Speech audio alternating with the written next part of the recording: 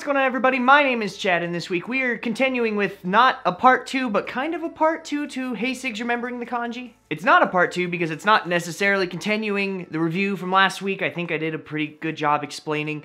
It's a part 2 in the fact that we're going to stay on the book this week, and it's a part 2 in the fact that I promised you guys I would explain how I use this book in my method, because I get questions almost daily about it, and literally, if you could see how crazy the script is, I'm tired of typing it out on YouTube comments, so I'm just gonna link people to this video. Now, this is a lengthy explanation, so let's just jump right into it. Step 1 actually requires that you are learning Japanese with a formal, structured way, with a textbook or with a tutor. You have to be actually learning the language and specifically how it is spoken. You're learning that the word neko means cat and not necessarily that this character means cat. Pretty much every textbook worth their marbles will have a vocabulary section that has like kanji, and then their hiragana, katakana, and then what it means in English. For my intensive purposes, if you would like to study the kanji that way, go for it. I'm gonna say just don't worry about that to start. As an absolute beginner, you're just gonna get frustrated. Focus on the English and the hiragana, because that's how it's said. Just try to connect those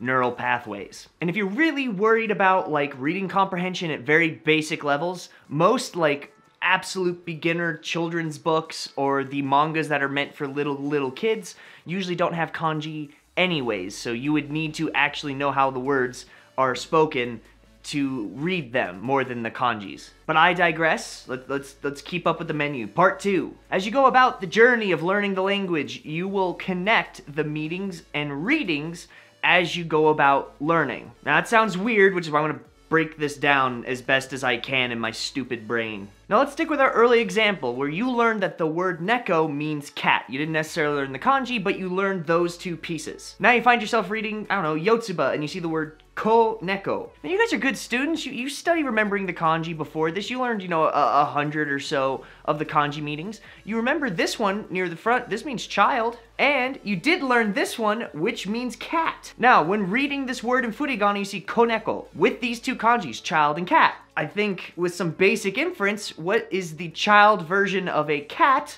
You're gonna be dealing with a kitten. Now, just to double check your work and don't rely on big old dumb me, you Google it and you find out, yes, koneko means kitten, and you just read something without ever learning the word kitten. That's the joy of taking pieces of language and putting them together and getting context to kind of give you the majority of the meanings of stuff. Now this is an incredible over-exaggeration of its simplicity, but let me give you one that actually happened to me like 2 or 3 months ago. This is an example of me personally reading and how ballparking a meaning will allow you to kind of put a pin in something. If you don't know a word, it can be really frustrating and you'll have to go to a dictionary and you'll feel like you're stopping every other word. If you can understand the context or maybe the pieces of the word, you can ballpark the meaning of it, put a pin in it until maybe you read a bit more, and maybe the context will reveal what that word actually means. So I was reading this book, Yotsuba. It was just like, I always read through those for fun because they're just, out of all the manga I've ever read, they're the most fun, and I saw this word. Now there's two things about this word. I actually studied both of these meanings with remembering the kanji. The first one is breed,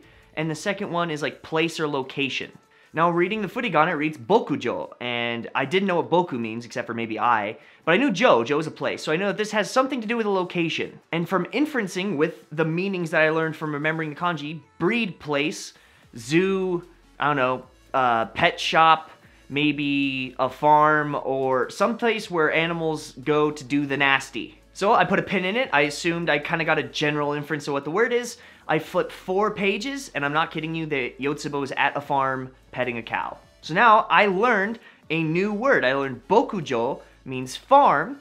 Part 2 of this, I learned that one of the readings of this kanji is boku. Now I knew jo already, but I didn't know that this could be read boku. So now if I ever see this kanji again, my first instinct will probably be to read it boku, but if I type it in and I don't find what it is, I can always type in boku and find that kanji, copy pasta, and then put the other one in there, copy pasta, and it makes searching for stuff so much easier because it's way hard to find a kanji if you don't know how it's read. There are plenty of apps that you could do to write out the writing of the kanji, but if you don't get the stroke order right, some of these are way sensitive and you'll never find it anyways. It makes researching new kanjis quicker, it makes finding new words quicker, it means you'll have to stop less while you're reading, and it means that you can learn the natural way just by putting pieces of knowledge you already have together with context to fill in holes that you don't have. Now, this is my method for learning readings and meanings and vocabulary without ever having to sit through boring flashcards. I take Remembering the Kanji and I just learn the meanings of them. I have my separate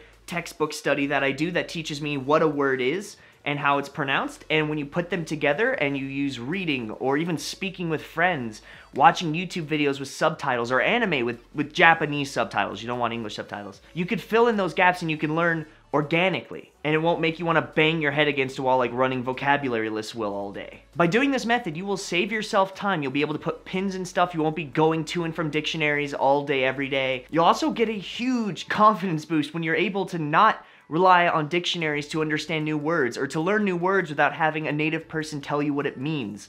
It's this empowering feeling that will keep you going forever and ever. Well, I say forever and ever, but check out my motivation video if that ever stops. Now, I realize this probably isn't for everybody. This is how I learned. I can only tell you guys how I've learned. So if you guys have learned differently, I'd like to know. It doesn't mean that your way is wrong or that it's less efficient. Maybe my way's less efficient for all I know. I want to know. Tell me in the comments down below. How did you learn kanji? How long did it take you to learn that kanji? Let's bounce this off each other. Let's make a think tank in the comments down below, and let's try and figure out the best way to do this, so that way people that come across this video or your videos maybe in the future will find the best method, and we can make learning this language as easy and fun and natural as humanly possible. And frankly, that's why I do the channel, is to help people do the thing that I've been trying to do for 3 years now. Learn Japanese and not hate myself doing it. That being said, if you guys liked the video, be sure to like it down below. That helps me so much in this crazy, hectic time of fake news and channels being demonetized. Like, I can't put it into words for you guys. And if you like this video, check out the rest of this series of textbook reviews. Check out all my other Japan videos. Check out my tea times. I don't know, check out my live streams every Saturday. I put out 2 videos every week, and I do it because I love you, and I do it for free. Although, if you guys want to donate to help me keep doing this, I did open a Patreon, and there's tons of cool little tiers on there if you guys are interested in that type of thing. And if not, I'll keep doing this for free, and I hope you guys will join me, I don't know, on a Discord chat. Maybe we can hang out. It'll be fun. Anyways, that'll do it for this week. I will see you guys on Saturday. Wait, hold up. I forgot. The Saturday after next, I will not be making a video. I will be out of town, so don't expect that. That's about it. All right, see you next week.